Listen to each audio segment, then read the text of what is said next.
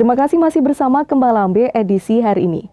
DPRD Kabupaten Nganjuk menggelar sidang paripurna tahun 2023 dengan agenda penjelasan Pemperda terhadap Raperda tentang pajak daerah dan retribusi daerah dan penataan pemberdayaan pedagang kaki lima, serta penyampaian penjelasan terhadap Raperda Bupati tentang lahan pertanian pangan berkelanjutan. Sidang paripurna DPRD Nganjuk bertempat di ruang rapat paripurna lantai 2 ini dipimpin oleh Cianto, Wakil Ketua 3 DPRD Nganjuk.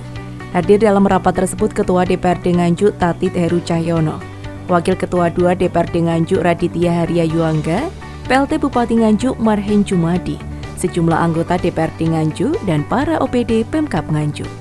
Acara diawali dengan menyanyikan lagu Indonesia Raya.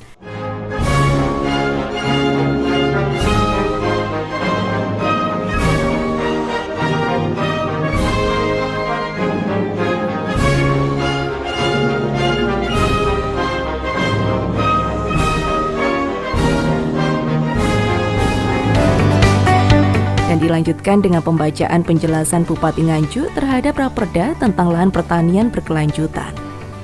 Menurut Ketua DPRD Nganjuk Tatit Heru Cahyono bahwa saat ini belum ada penataan pedagang kaki lima secara maksimal.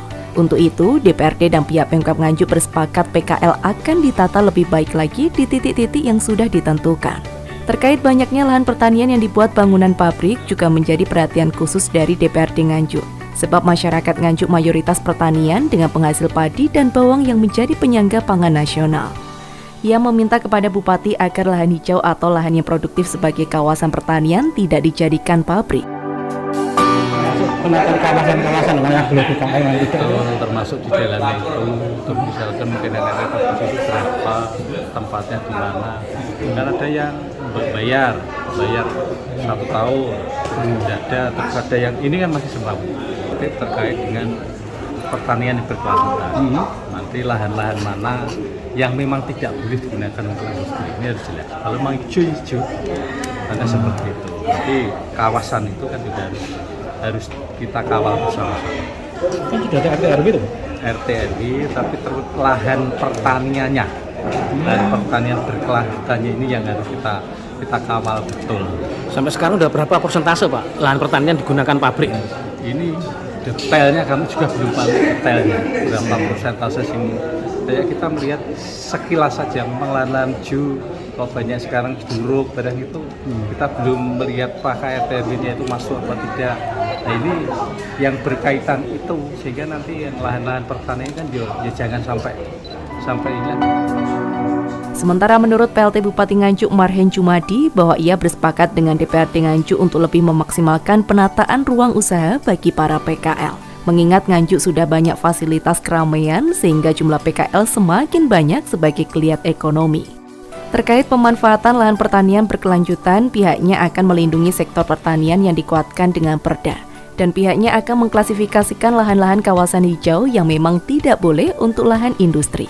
Sementara karena jumlah lahan pertanian di Nganjuk yang sudah terkurangi akibat diganti dengan pabrik, maka pihak Pemkab akan memanfaatkan lahan kosong untuk diperdayakan menjadi lahan pertanian.